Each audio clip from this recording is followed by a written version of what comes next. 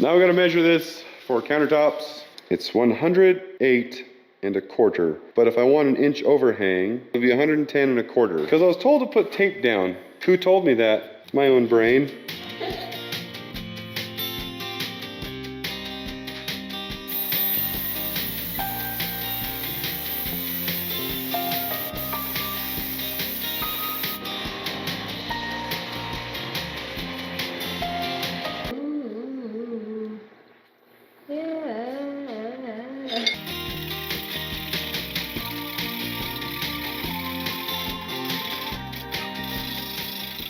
That actually cut cleaner than I expected, but I can feel a little bit of chip out. Got these slats cut.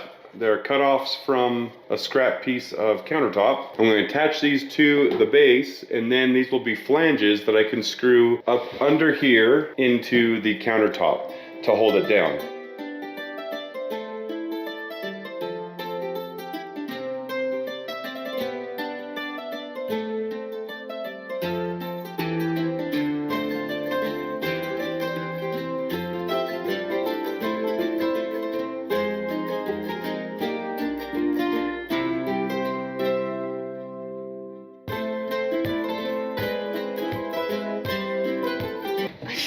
I will carry my prize.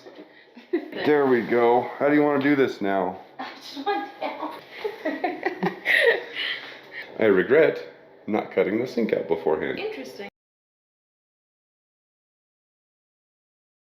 Okay, so as you can see, the countertops are right here, and the attachment has 2 wooden pieces and 2 side wooden pieces. So we just glued and nailed the end pieces here and here. And now the last thing to do is we have this end piece here that looks just like the top of our countertop. I'm so good at using irons. In these day and age, you have to be.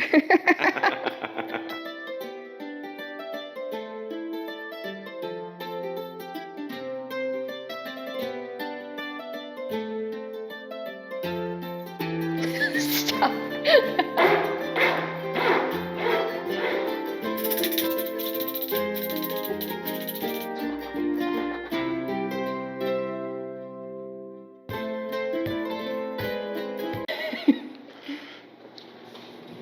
Hi, today we've got our countertops installed and we're gonna put a sink in.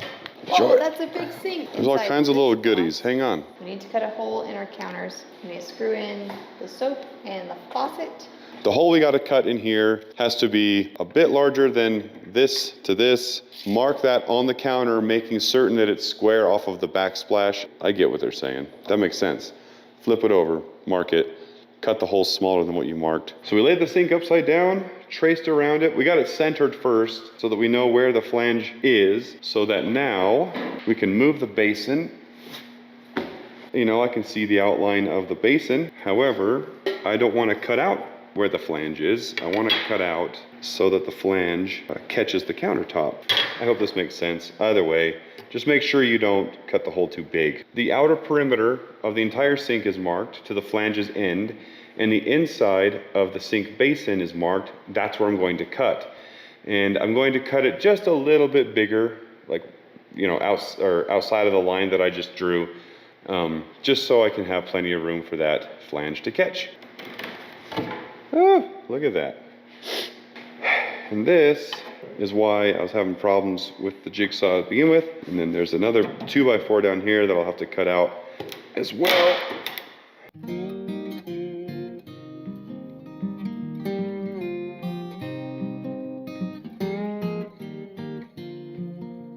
Before we drop it in, I just want to show, this is kind of what we're looking at. There's the incoming pipe for the drain, and that's not glued on there permanently. I can pull that off and clean it out because I just filled it full of sawdust. You can see the 2 PEX pipes coming in, hot and cold, for the sink and the dishwasher. And then here's the plug. There'll be an outlet there for the dishwasher and garbage disposal. We're gonna see if this thing fits. Ooh, uh-oh. Dang it, haha, they got me. They got me, dang it. There's a recess in here where the faucet actually goes. I gotta cut that out. Da, da, da, da, da, da, theme music. I'm gonna pretend like that fit perfectly. I do have to make this hole bigger, but I'm not gonna make you guys watch that. Now there's these 3 holes in the back that are for different attachments, I guess. And I don't know what they are exactly yet, but we have plugs for them that look very nice if we're not gonna use them. Either way, I'm gonna trace in there and we're gonna make sure that they get cut out. That's what I'll do. Oh, there we go.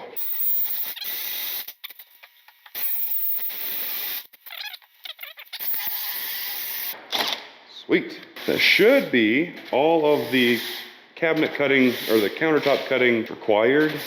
Before we install the faucet, I totally spaced, we have to install the sink with caulking. I'm using Lexel. For those of you who know what this stuff is, you're probably thinking that's way overkill.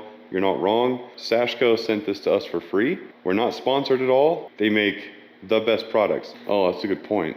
Yeah, they sent it to me for my business, not our Mountain View Mesa channel. I'll wipe this down with Clorox wipes. Again, not sponsored. So I'm just gonna put a bead of Lexel around the perimeter, of course, and then a little bead around all the holes that I made.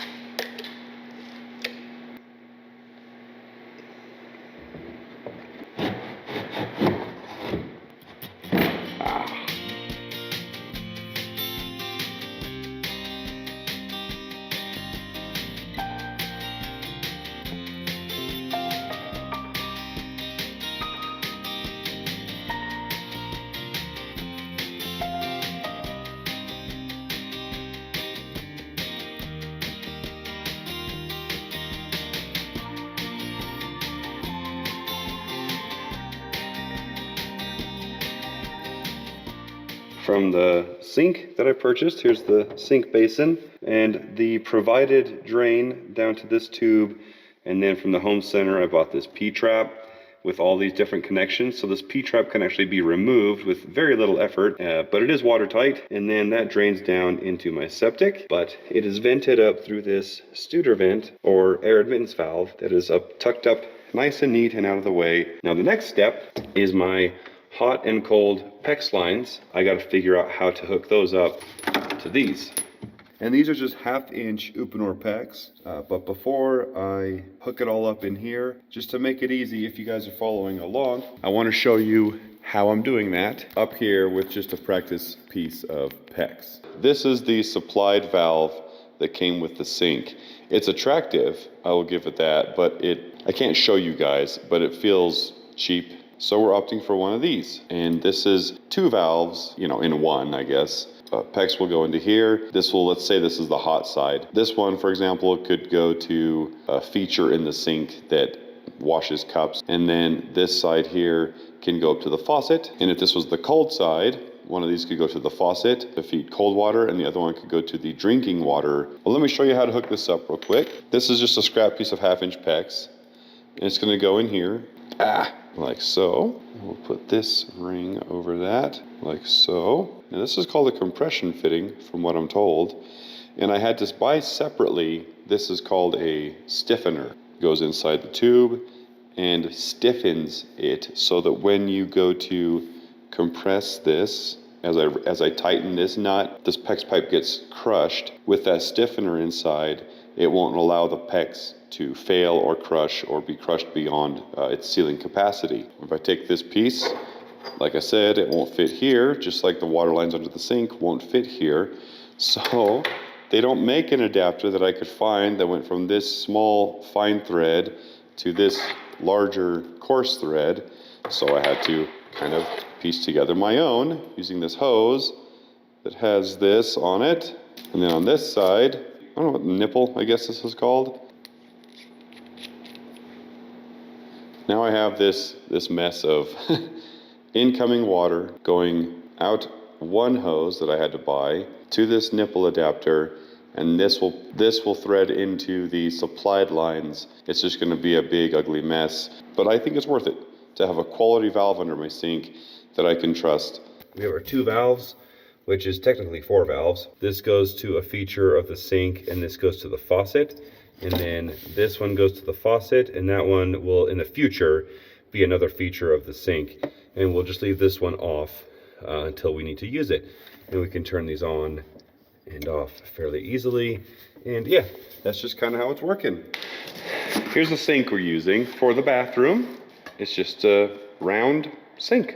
It's really cheap. I think this one was like $60. There's no flange to attach anything with. You just have to set it in a hole and caulk it into place. And that hole is this big. This is the template they provide you. This would be the hole that you would cut into the top of your countertop. The only thing you need, carpenter level and sealant.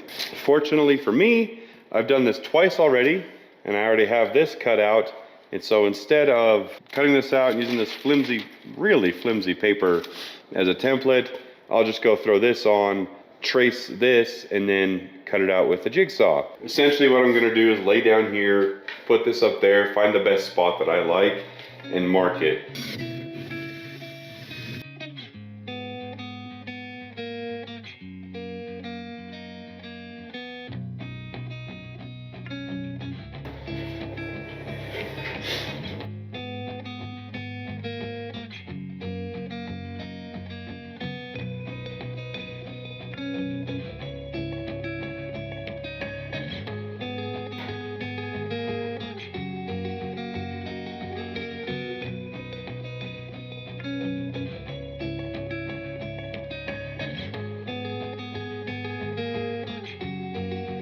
There's the hole, and now is a good time to install these quarter turn valves for your sink.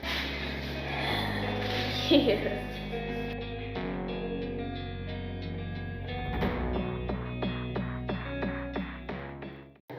Good. Now I'm gonna run a bead of caulk around there to get it set for sure.